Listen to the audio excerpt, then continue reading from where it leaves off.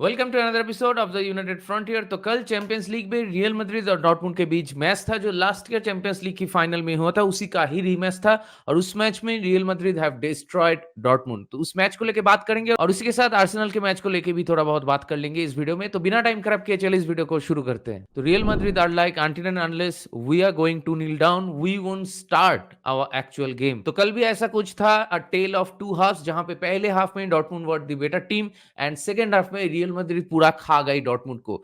The comeback kings have done it once again in the biggest stage of Europe, champions league night. And इसीलिए real Madrid is the greatest team in terms of champions league, और इसीलिए वो लोग इतने बार champion हो चुके हैं। मतलब पहले हाफ में जब 2-0 डाउन थे, तब बहुत सारे लोगों को देख के ऐसा लगा होगा कि हाँ, इस मैच में शायद रियल मैड्रिड वापसी नहीं कर पाएंगे। और इस सीजन में भी रियल मैड्रिड शुरुआत से, अगर आप ला लीगा या फिर ओवरऑल बात करें, तो Real Madrid up to the mark नहीं खेल रहे हैं, जहां पे बार्सिलोना से वो फुटबॉल हम लोग को देखने को मिल रहा है। They are literally destroying each and every opponent. लेकिन रियल मैड्रिड से वो चीज अभी तक इस सीजन में देखने को नहीं मिला था बिफोर येस्टरडे। कल मैच में रियल मैड्रिड पहले हाफ में बहुत ही एवरेज फुटबॉल खेले।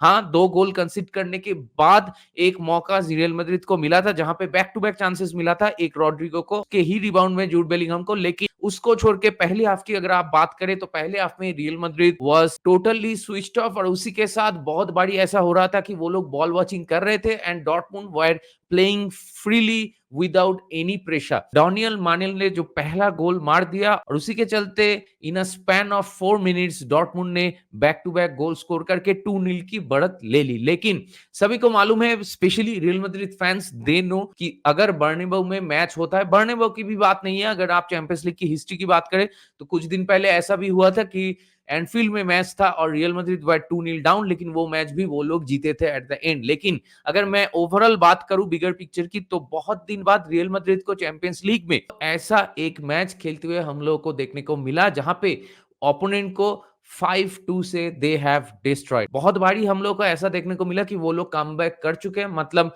1-0 से 2-1 या 2-0 से 3-2 ऐसा देखने को मिलता था। लेकिन 5-2 बहुत दिन के बाद देखने को मिला, I must say, and it was brilliant brilliant to watch. क्योंकि सेकेंड हाफ में जब रियल मैड्रिड उतरते हैं, मालूम नहीं कार्लोस अंसेलोत्ती हमेशा ड्रेसिंग रूम में क्या बोलते हैं, कैसे इन प्लेयर्स को मोटिवेट कर देते हैं। और दूसरी बात तो ये कि रियल मैड्रिड में ऐसे जो परफॉर्मेंस बार बार रियल मैड्रिड से हम लोग को देखने को मिलता है, जिसके लिए एक बिगर स्टेज में हम लोग कहते हैं कि they are the comeback kings. वो इसलिए क्योंकि रियल मैड्रिड के टीम में बहुत सारे लीडरशिप वाला, क्वालिटी वाला प्लेयर्स हैं, जो कि एक ट्रू लीडर जैसे बिहेव करते हैं। आप देखिए, रूडिगर को देखिए, जब पहला गोल दिया, जब एम्बापे ने, एक तो एम्बापे ने वो असिस्ट बहुत ही बढ़िया डाला था, वो क्रॉस जो है इट वाज टॉप नॉच। और उसी के साथ रूडिगर का अगर आप हेडर देखो, it was a very very powerful header. और उसी के साथ रूडिगर ने जो रोर किया, और इंटायर स्टेडियम वेर इरप्टेड, और entire stadium were backing the team. और यही चीज चाहिए होता है एक प्लेयर के लिए, एक टीम के लिए,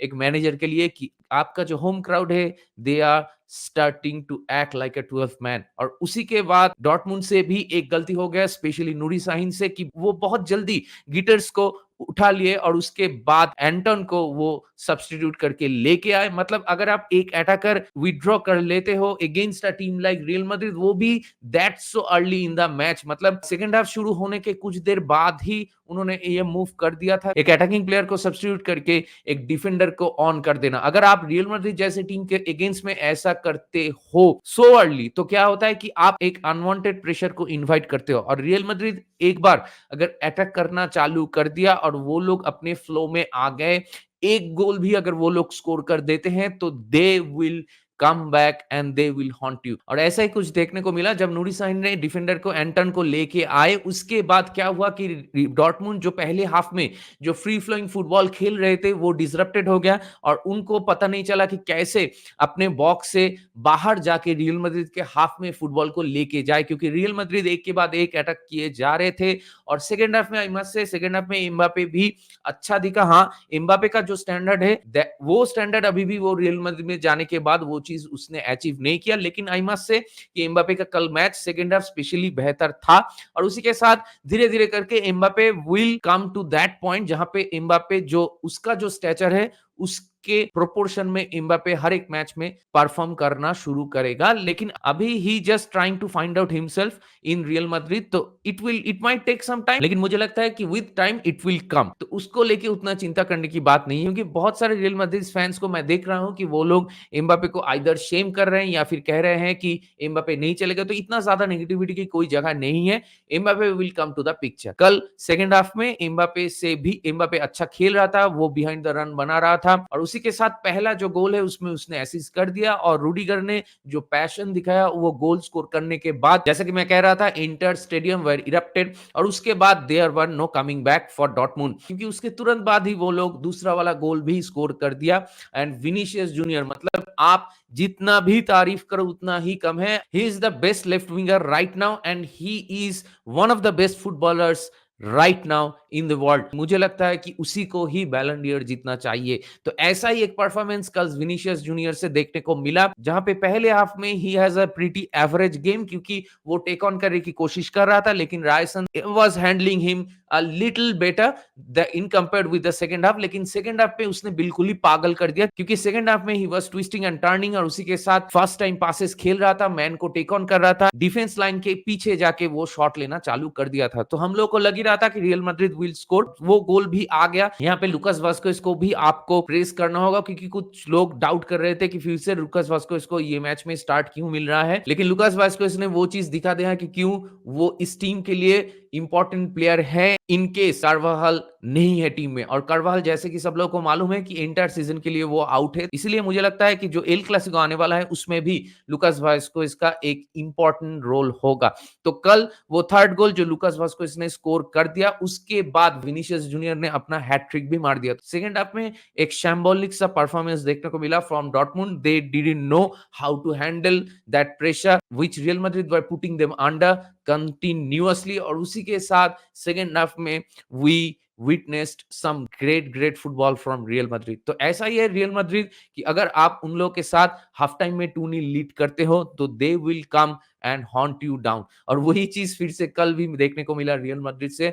और ये जीत पता है रियल मैड्रिड के लिए बहुत ही इंपॉर्टेंट था, क्योंकि अगर कल भी मैच ड्रॉ हो जाता या फिर कल वो मैच हार जाते तो टेबल में बहुत ही नीचे चले जाते। और चैंपियंस लीग के इस नए फॉर्मेट में अभी भी हम लोग को पता नहीं है कि बिगर पिक्चर मालूम नहीं है कि कौन से पोजीशन में अगर आप फिनिश करते हो तो कैसे कैसे टीम्स आपको मिल सकता है नेक्स्ट राउंड में जाते हुए। तो ये पहला वाला जो एडिशन हो रहा है इस नए फॉर्मेट में, अभी जब ये ग्रुप स्टेज मतलब जो लीग फॉर्मेट में हो रहा है, ये जब खत्म होगा उसके बाद ही पता चलेगा कि अच्छा ऐसे ऐसे हो सकता है। इसीलिए होम मैचेस जीतना बहुत ही इंपॉर्टेंट है, और रियल मैड्रिड जबकि पिछले वाला मैच हारते हुए आ रहे थे, तो ये मैच से 3 पॉइंट तो बहुत ही जरूरी था उन लोगों के लिए। और दूसरी तरफ तो ये कि बहुत दिन बाद जो एल क्लासिको होने वाला है उसमें दोनों ही टीम जो आमने सामने होंगे, रियल मैड्रिड एंड बार्सिलोना, दोनों ही टीम अभी तरक्की भरकती फॉर्म में है। तो बहुत दिन बाद ऐसा एक एल क्लासिको हम लोग को देखने को मिलेगा जहां पे बार्सिलोना भी फ्री फ्लोइंग फुटबॉल खेलते हुए आ रहे हैं और बहुत ज्यादा गोल स्कोर कर रहे हैं,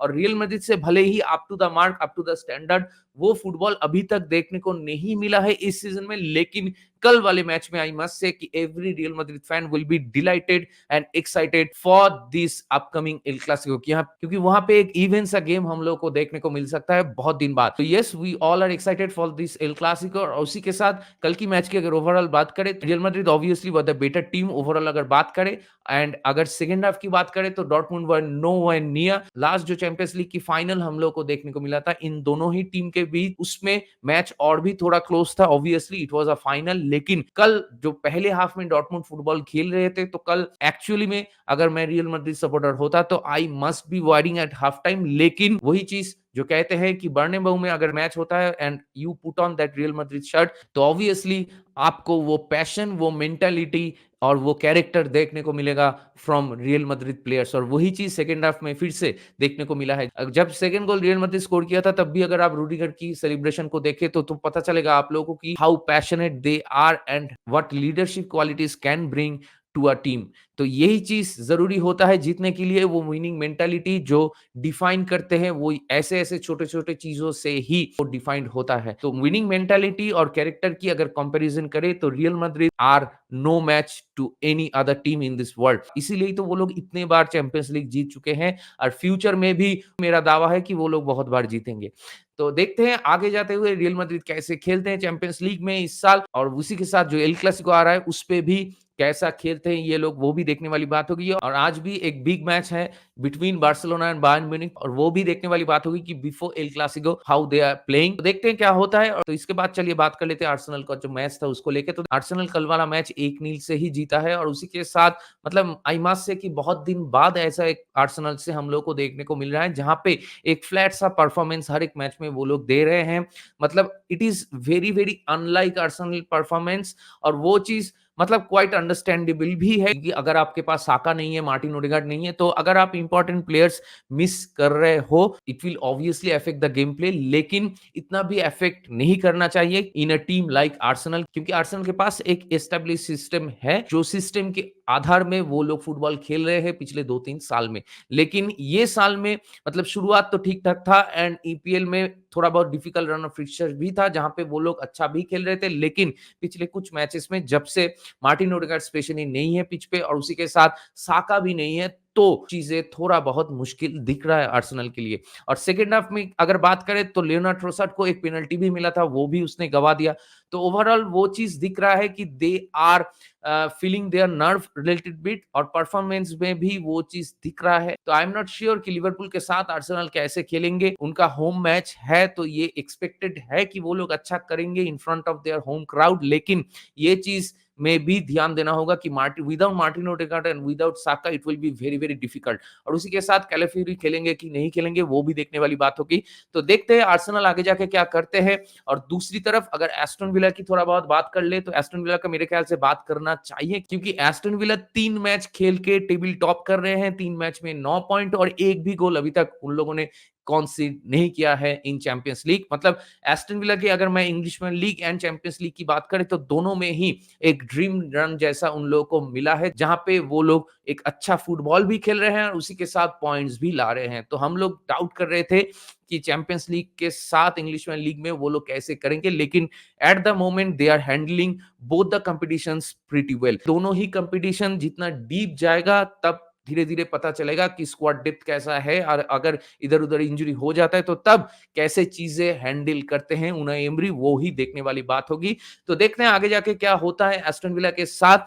दे are playing very very good, और उसी के साथ अगर आप न्यूट्रल फैन हो तो you will appreciate their football, क्योंकि उन लोगों के पास एक वर्ल्ड क्लास गोलकीपर भी है जिनको मालूम है कि कैसे क्लच मोमेंट प्रोड्यूस करना होता है। तो ये भी एक रीजन है कि एस्टन विला गोल कंसीड नहीं कर रहे हैं चैंपियंस लीग में। और दूसरी तरफ जॉन डूरान बोल के एक प्लेयर है जो आता है हर मैच में गोल स्कोर करके चले जाता है, कल भी उसने वो गोल मार दिया, और उसी के साथ एस्टन विला को 3 पॉइंट भी सिक्योर कर लिए वो लोग। तो देखते हैं आगे जाके एस्टन विला क्या करता है। तो तीनों मैच को लेके आपका क्या राय है, रियल मैड्रिड का मैच को लेके, आर्सेनल की मैच को लेके, या फिर एस्टन विला की मैच को लेके? ये तीनों मैच को लेके आपका क्या राय है, आपका क्या ओपिनियन है, ये मेरे साथ जरूर शेयर कीजिए। तो दैट बीइंग सेड इस वीडियो को यहीं पे रैप अप करते हैं। अगर आप मेरे चैनल में नए हो तो मुझे जरूर सब्सक्राइब कीजिए, इस वीडियो को लाइक कीजिए और शेयर कीजिए अपने दोस्तों के बीच जिनको ऐसे वीडियोस देखना पसंद है। तो बहुत जल्दी मिलेंगे अगले वाले वीडियो में, तब तक ख्याल रखिए अपना, take care, goodbye, glory glory Manchester United and keep the red flag high.